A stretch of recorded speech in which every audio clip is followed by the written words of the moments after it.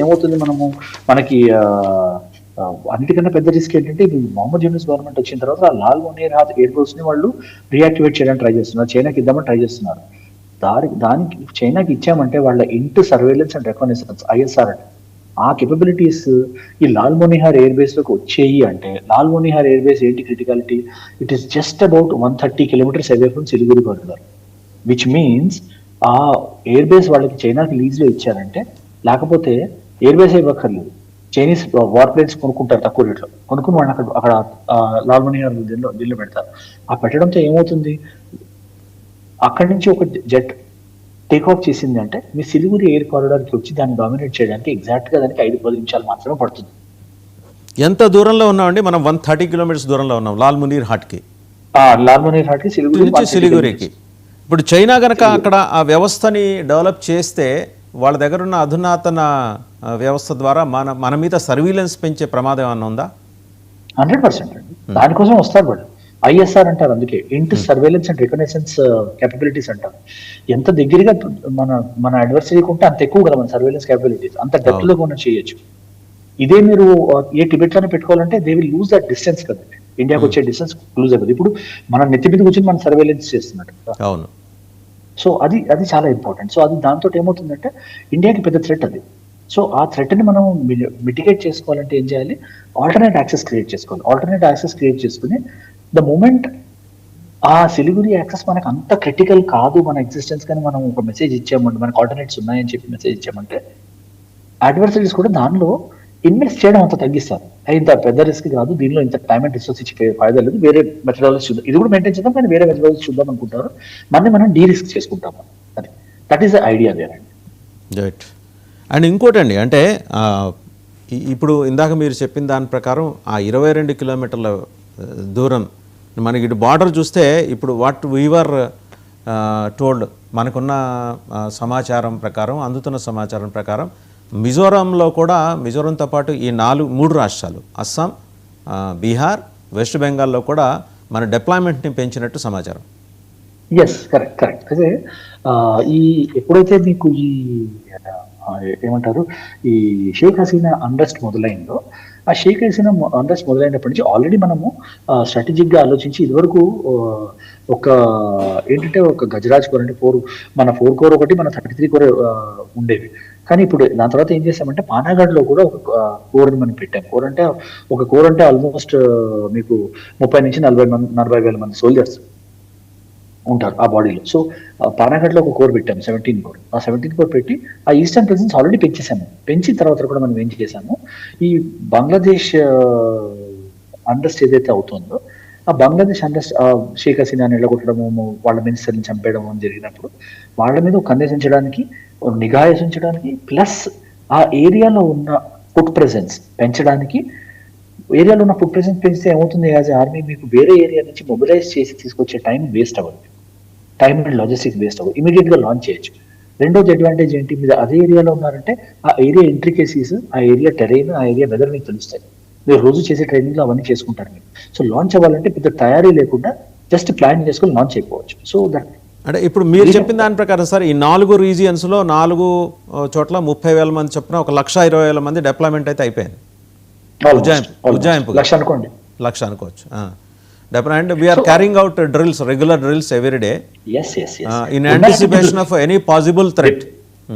Correct. Defence forces ఎక్కడున్నా కూడా drills అనేవి నడుస్తాయి, ఆ ఏరియా స్పెసిఫిక్ డ్రిల్స్ అనేవి నడుస్తాయి, ఆ ఏరియా ప్రిపరేషన్ అనేది నడుస్తుంది. సో ఇది అబౌట్ ఆర్మీ ప్రెసెన్స్. అది కాక మనము ఇంకా ఏం చేసాము, ధుబ్రీ అనే ఒక స్టేషన్ ఉంది అస్సాంలో, అక్కడ లచిత్ బోర్ఫూకన్ స్టేషన్ అని ఒకటి సెటప్ చేశాము. అది లాస్ట్ ఇయర్ నవంబర్లో చేసాము, అప్పుడు చేసాము, నాకు గుర్తు రావట్లేదు డేట్, బట్ 1 ఇయర్ కూడా కాలేదు. అక్కడ మనం ట్రూప్స్ ప్రెసెన్స్ పెంచాము. దాని తర్వాత బీహార్ కిషన్ గంజ్ అని ఒక ప్లేస్ ఉంది, అక్కడ ఒక ట్రూప్స్ ప్రెసెన్స్ పెంచాము. ఇంకోటి చాలా కీలకమైన ఏరియా చోప్రా అని వెస్ట్ బెంగాల్లో.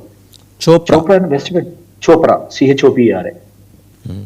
స్పెల్లింగ్ ఇటు కావచ్చు, కానీ మీరు చూసారంటే గూగుల్లో దొరికిపోతుంది మీకు. సో అది వెస్ట్ బెంగాల్. సో ఆ స్టేషన్ ఎందుకు కీలకమైనది అంటే, ఆ స్టేషన్ బంగ్లాదేశ్ బోర్డర్ కిలోమీటర్ దూరమే ఉంటుంది. సో టాక్టికల్లీ అదొక క్లియర్ మెసేజ్ ఇవ్వడం, మీ నెత్తి మీద కూర్చున్నాం మేము, ఏమైనా చేశారంటే 1 మాకు తెలుస్తుంది, 2 మేము యాక్షన్ తీసుకోవడంలో ఎంత టైం పట్టదు మాకు, అండ్ ఇది మాకు లాంచ్ బేస్ అయిపోతుంది. మేము ఇక్కడి నుంచి రావడమే కాదు, వెనకాల నుంచి వచ్చిన ట్రూప్స్ కూడా ఇవి లాంచ్ బేస్ చేసుకుని మేము మీద అటాక్ చేయొచ్చు. అంటే అటాక్ చేసి ఫాల్ బ్యాక్ అవడం, అటాక్ చేసి ఫాల్ బ్యాక్ అలాంటివి కూడా చేయొచ్చు అన్న క్లియర్ మెసేజ్ ఇచ్చాం మనం. సో దాంతో వాళ్ళు కొంచెం కుదుట పడి ఉంటారు, కొంచెం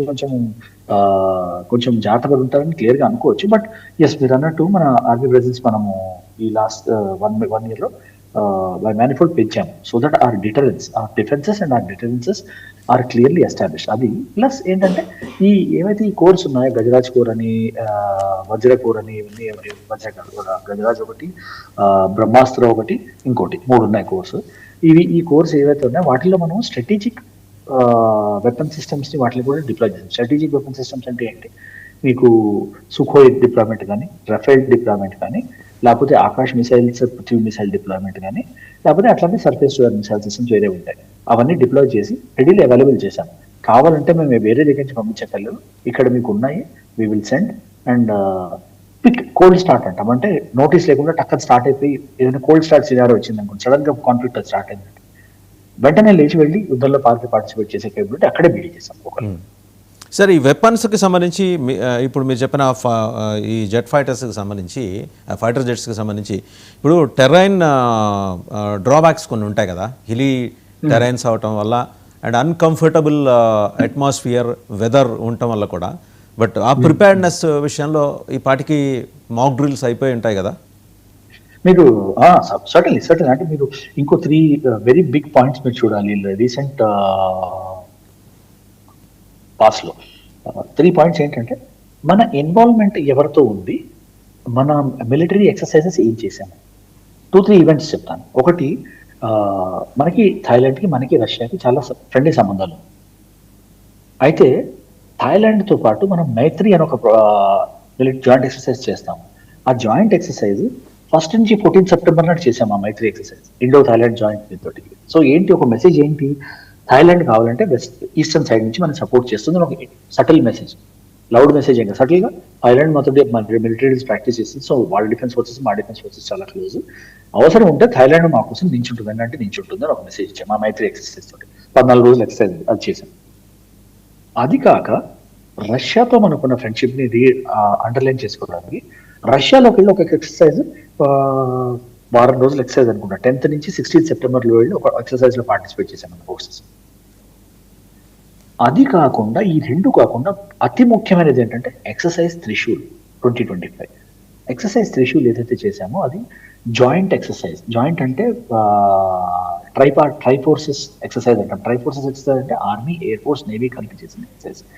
ఆ త్రిశూల్ ఎక్సర్సైజ్ అనేది first time in the history of our Indian arm forces north eastern states లోకి వెళ్ళి చేసాం exercise. So north eastern states లోకి వెళ్ళి చేసి ఏం చేసాము, మనము అక్కడున్న కండిషన్స్ ని బార్గెయిన్ చేసుకున్నాం. సిలిగురి కారిడార్ మీద డిపెండెన్స్ ఏంటి. సో ఏం చేస్తామంటే ఈ ఎక్సర్సైజ్ లో యాజ్ డిఫెన్సివ్ ఫోర్సెస్, ఇది పెద్ద సీక్రెట్ ఏం కాదు, అందరికీ తెలిసిందే కాబట్టి నేను డిస్క్లోజ్ చేస్తున్నాను. ఏం చేస్తామంటే ఆ ఏరియా టిపికాలిటీస్ ఏంటో అవి ఇంపోజ్ చేసి మూవ్మెంట్ అవి కూడా చేస్తాం. మూవ్మెంట్ చెయ్యి, మనం అనుకుంటాం ఒక బాడీ ఆఫ్ 10,000 ట్రూప్స్ ఎస్టిమేట్ వేస్తాం. అచ్చా, ఇక్కడ రోడ్ ఇంత పెద్ద రోడ్ ఉంది, ఇంత డిస్టెన్స్ ఉంది, లేకపోతే ఇక్కడ రోడ్లు బాగాలేవు, ఇంత డిస్టెన్స్. సో ఒక 100 కిలోమీటర్లు మనం 4 గంటల్లో వెళ్తాము ఒక బాడీ ట్రూప్స్ అని పేపర్ మీద ఎస్టిమేట్ వేస్తాం. కానీ గ్రౌండ్ మీద ఎస్టిమేట్ వేస్తే, గ్రౌండ్ మీద చూస్తే 4 గంటలు 2 గంటలు అవ్వచ్చు, 4 గంటలు 8 గంటలు కూడా రావచ్చు. సో అవి కూడా గ్రౌండ్ మీద ఇంప్లిమెంట్ చేసి చూసుకుంటాము. మూవ్ చేసి, బాడీస్ ని మూవ్ చేసి ప్లాన్ చేయడము, మొబిలైజ్ చేయడము, మూవ్ చేయడము, డిప్లాయ్ చేయడము, వార్ గేమ్ చేయడం అన్నీ చేస్తాను. దానిలో అన్నీ చేసి ఆ టైంలో కోఆర్డినేషన్ ఎలా ఉంది, కంట్రోల్ ఎలా ఉంది, కమాండ్ అండ్ కంట్రోల్ ఎస్టాబ్లిష్ చేయగలిగామా, ఆపరేషనల్ కంట్రోల్ ఎస్టాబ్లిష్ చేయగలిగామా, లేదా ఎక్కడెక్కడ తప్పులు ఉన్నాయి, ఆ తప్పుల్ని ఎలా రివైజ్ చేయాలి అనేది ఈ ఎక్సర్సైజెస్ లో మేము కవర్ చేస్తాం. సో ఈ ఎక్సర్సైజ్ లో లాస్ట్ 1 or 2 days లో ఏముంటుంది, లెసన్స్ లెర్న్డ్ ఎక్సర్సైజ్ ఉంటుంది. అంటే ఈ నాడు చేసిన ఎక్సర్సైజ్ లో మనం ఏం నేర్చుకున్నాం అది సమరైజ్ చేసి అందరూ డిస్కస్ చేసుకుంటారు. లీడర్షిప్, ఆఫీసర్స్ బాడీ అందరూ డిస్కస్ చేసుకుంటారు. ఇది ఇక్కడ తప్పైంది, ఇది దీనివల్ల అయింది, ఇక్కడ తప్పైంది, ఇది దీనివల్ల అయింది, ఇక్కడ తప్పైంది, ఇది దీనివల్ల అయింది. సో ఏంటంటే తెలుసుకోవడమే కాక అవి ఇంప్లిమెంట్ చేయడము, ప్రాక్టీస్ చేయడం, ఎవరెవరి రోల్స్ అనేది ఇండివిజువల్గా ఇచ్చేస్తారు. మీరు ఇక్కడ తప్పు చేశారు కాబట్టి మీరు వెళ్ళి మీ యూనిట్ లెవెల్ ఎక్సర్సైజ్ చేసుకున్నప్పుడు ఇవి మీరు ప్రాక్టీస్ చేసుకోండి.